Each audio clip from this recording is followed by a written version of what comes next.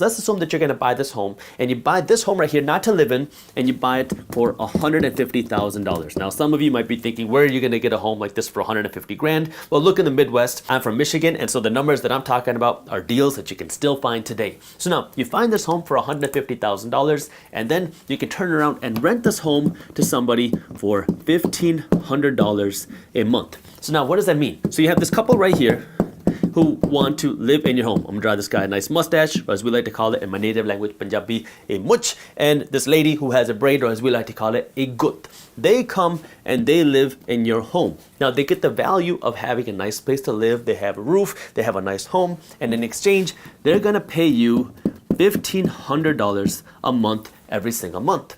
Now, if you do this correctly, you take this $1,500 and then you're gonna pay off your property taxes, you're gonna pay off your insurance, you're gonna pay your maintenance costs, all the upgrades that come into the property, you're gonna pay for your management fees, because now I don't want you managing the property. I want you to hire a property manager. That way if something breaks, something goes wrong, it's not your issue, the property manager will deal with it. So then they pay for the property management fees, and then it will also cover your mortgage costs if you have one, if you don't have the 150 grand to go out and buy this property, and then it should put a little bit of money in your pocket. So now what are you doing? You pay for all these expenses, which let's just assume that the expenses in this case are $1,200 a month, including your mortgage, which leaves you with $300 a month of positive cash flow.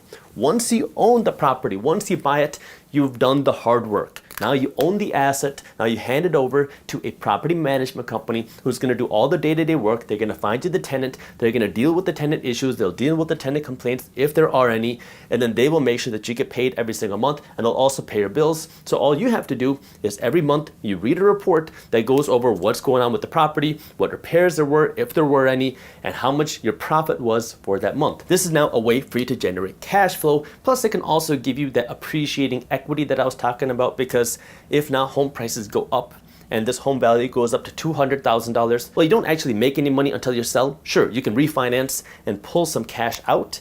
However, you don't actually get that money in your hand unless you sell. And then if you sell the home, then you also have that profit in the appreciating equity, because now you can sell your home for a profit. But when I invest in real estate, I'm not looking for that type of appreciation. That's not how I make my investment decisions. The way that I make my investment decisions is I look for one thing. I look for cash flow.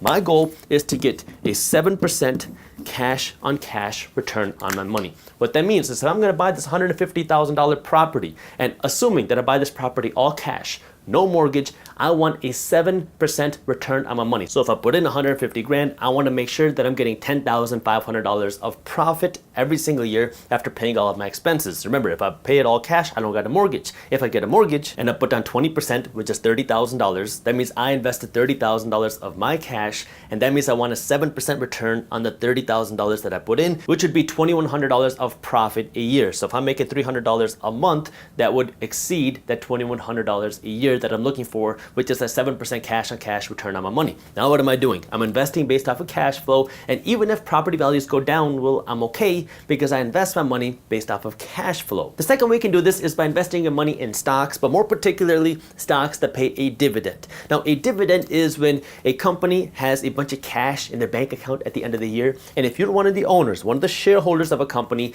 they will give you your share of the profits. Now it's very easy to see which companies pay out a dividend. You can just go to any stock research website, any stock news website, enter in a stock, and if they say that they're paying a dividend, it will show you how much dividend they're paying. Now most companies pay a dividend every quarter, meaning every 3 months, and now the way that you can get this type of cash flow is by building up shares of this company. So I'll give you an example. At the time of me recording, this might change by the time you watch this, but companies like Verizon and AT&T are paying around a 5% annual dividend a year. Remember, in real estate, I was looking for a 7% cash on cash return on my money. Here, you're getting a 5% return. And the nice thing about this is you don't have to do any work. If you now go out and buy a share of Verizon or AT&T, they will pay you a 5% return on your money. So if you invest $100, you will get $5 in dividends. Now, of course, this isn't the only way that you can make money. You can also get the appreciating equity here as well, because if you invest in these companies and their stock price goes up, well, now your investment, your asset is more valuable, and hopefully they'll pay you more bigger dividends as well, because now the investment is more valuable. Now, of course, it comes with risk. There's also a chance that the stock price can go down, and there's also a chance that your dividends could get cut. So you want to make sure you understand this. That way you're doing the right research and the right analysis instead of just blindly throwing your money into a dividend paying company. You want to make sure you understand the company, understand the fundamentals, understand what they're doing, understand how they're investing in the future. That way you can make smarter decisions with your money. So I'll talk about operating and growing a company because that's the one that I have the most experience with. I do invest in companies, but I invest in companies for appreciating equity, not for this type of cash flow. So let me just explain how it works for me. So what you're watching right here is Minority Mindset. It's the YouTube video. This is really just my personal brand. However, I run a company called Market Briefs. This is a financial newsletter. It's a financial media company. I am the CEO and founder of Market Briefs, and I am the sole owner of Market Briefs. And so the way it works is right now I am a worker. So I'm the CEO, worker of Market Briefs, but I'm also the owner of Market Briefs. So the way it works is I am investing my money into Market Briefs along with my time. So this is money as the owner, and this is my time as the CEO in order to grow Market Briefs into a bigger financial media company. And my goal with this is to turn Market Briefs into a much bigger brand, which then will generate higher revenues and bigger profits. So when I work as a CEO, I pay myself a salary, although right now I'm not paying myself a salary. That way we have more money to invest in Market Briefs.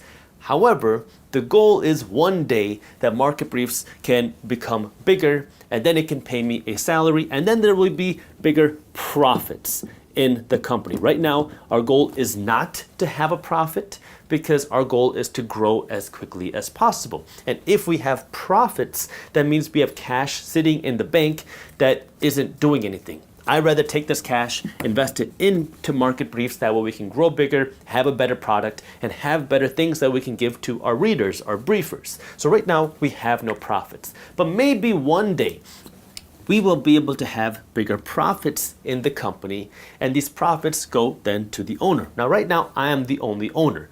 Maybe that will change one day, I don't know. But right now, I'm the only owner of the company, and then what could potentially happen, just going along this example, it's just a hypothetical, is I get fired as the CEO. Maybe we find somebody else who could run Market Briefs better than I am, and now I get fired as the CEO. Somebody else comes in, and now they're a new CEO. I'll draw this person right here. They don't get a mustache, but this person is right here. They're the new CEO of Market Briefs. However, if nothing changes and I'm still the owner of the company, that means I'm still entitled to the profits, even though this person is now running the company because they are better at me at running Market Briefs. Now, if that happens, guess what? I'm getting cash flow. I'm getting these profits without having to physically invest my time into the company. If you enjoyed this short clip from my longer videos, here's another clip that I think you'll love. And while you're at it, if you're interested in learning more about how to start generating passive income, our team put together an amazing guide that goes over what passive income is, how to start generating passive income, and different passive income strategies. These are things that you can start doing even if you don't have a lot of money.